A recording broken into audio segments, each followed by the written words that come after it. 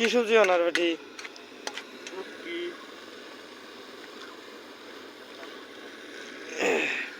খালি টমেটোর?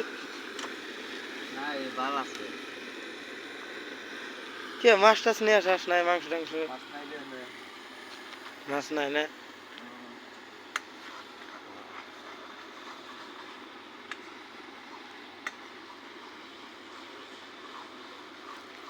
গাড়ির লোটরি ভাই 45 টন 46 টন করে মাল ভাই।